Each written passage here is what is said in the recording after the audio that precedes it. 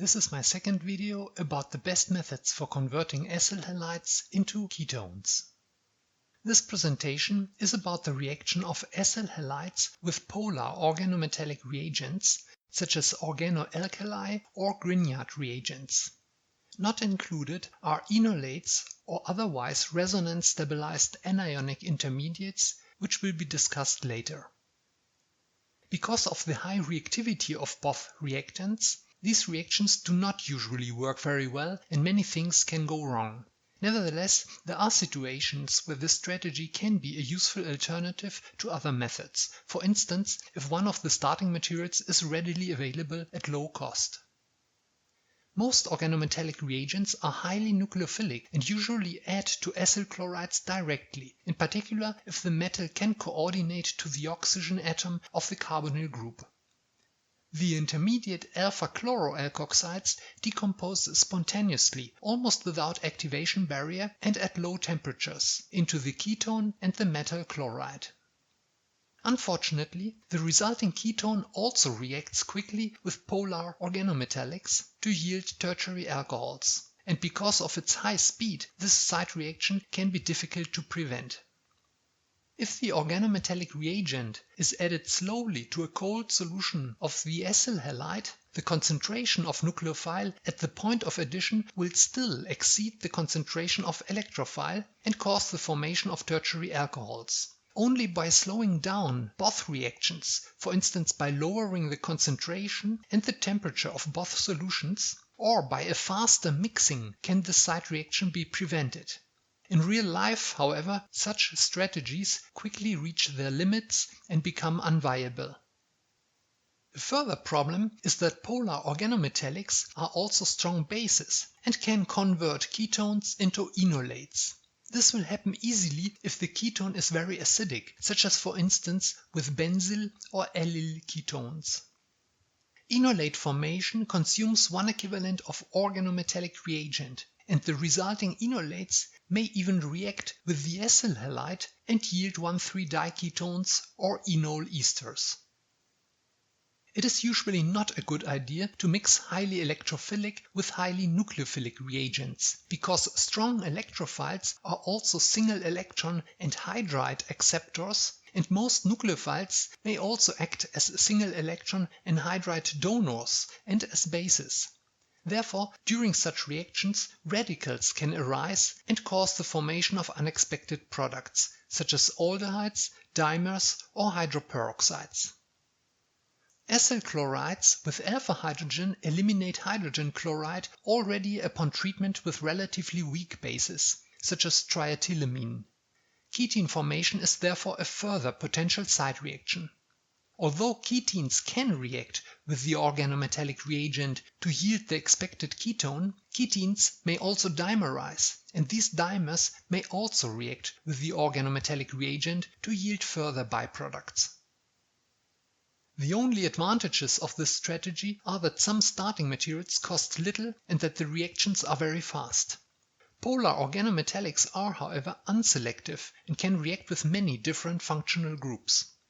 Because of the high reactivity of the starting materials, the reactions are difficult to control and tend to yield many byproducts. Finally, anhydrous solvents such as THF are expensive and can become a significant cost factor. This is an example to show how difficult it is to prevent the formation of tertiary alcohols. Even at -100 degrees Celsius, benzoyl chloride reacts with phenyllithium only to yield triethyl alcohol. Sometimes the initially formed ketone may be trapped as hemiacetal or some other form more resistant to nucleophilic attack, as in the example on this slide.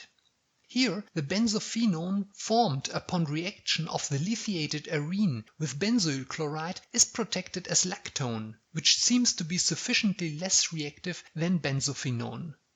Also, sterically very crowded ketones may react with organolithium compounds sufficiently slowly to enable their preparation from an acyl halide. Interestingly, if the ortholithiated lithium benzoate is allowed to warm to -20 degrees Celsius, it dimerizes by intermolecular addition of the lithiated arene to a carboxylate group. Actually, a better way to prepare ketones is the addition of organolithium compounds to carboxylate salts instead of acyl chlorides, but this will be discussed in another video. To summarize, organolithium compounds react with acyl halides to yield mostly tertiary alcohols, and only with special substrates high yields of ketones will result. Examples have been reported of continuous procedures, but even then large amounts of alcohols are obtained. The references for these strategies are given on the last slide of this presentation. Also, Grignard reagents do not react cleanly with acyl halides, not even at low temperature. In this example, the largest amount of byproducts were 2 esters resulting from the reduction of the acyl chloride to an aldehyde. The yield of ketone could, however, be increased by a diamine additive, which presumably forms a complex with the organomagnesium compound and thereby lowers its reactivity. Other alternative additives might be zinc or aluminum chloride to convert the Grignard reagent into the more selective organozinc or aluminum reagents. As mentioned above and on this slide, a still simpler alternative may be the use of the carboxylic acid and 2 equivalents of Grignard reagent. Alternatively, addition of the Grignard reagent to a suspension of a previously prepared dry sodium or potassium salt of the acid may be an even less wasteful strategy.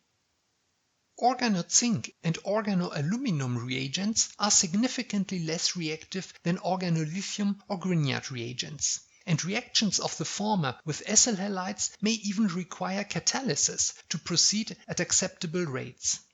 In the example on this slide, 1 equivalent of aluminum chloride was used to speed up the reaction of diethyl zinc with phenylacetyl chloride. As alternative to aluminum chloride, transition metals such as iron can also be used as catalyst, as shown on this slide.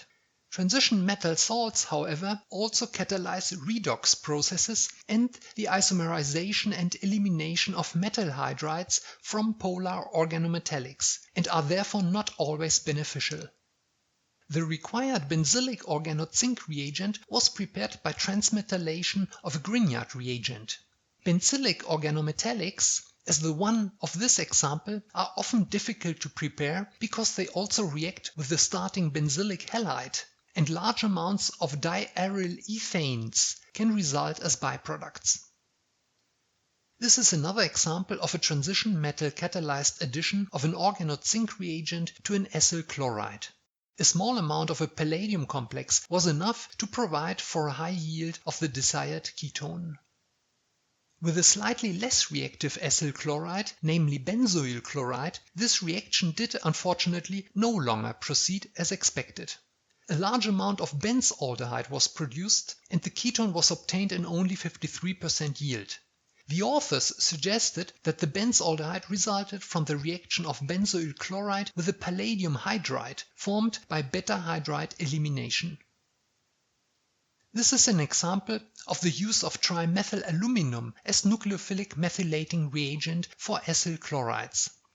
Again, stoichiometric amounts of aluminum chloride were required to bring about a fast and complete conversion of the starting materials. Without aluminum chloride, the yield of ketone was much lower. One of the lesser-known potential side reactions of polar organometallics is their isomerization. In the presence of catalytic amounts of transition metals such as nickel, iron, copper or palladium, Grignard and related reagents tend to isomerize to the most stable isomer. In the example on this slide, the palladium catalyst isomerized a part of the isopropyl zinc reagent into 1-propyl zinc. The rate of such isomerizations depends on the amount and type of catalyst and on the solvent, and can sometimes be suppressed by modifying the reaction conditions. Other potential side reactions were already mentioned above, such as reduction of the acyl halide to an aldehyde and the formation of tertiary alcohols. Some ethers can be cleaved by organometallic reagents, and this reaction may be sped up by Lewis acids or electrophiles such as acyl halides. then most polar organometallics are oxidized by oxygen, whereby dimers, alcohols or hydroperoxides can result. Careful degassing of solvents and reagents should prevent such oxidations. Some further examples are given on this slide, but still, no matter what the authors say, there are better ways to prepare ketones. Nitriles, amides or carboxylate salts are much less reactive than acyl chlorides and will usually undergo much cleaner reaction with polar organometallics.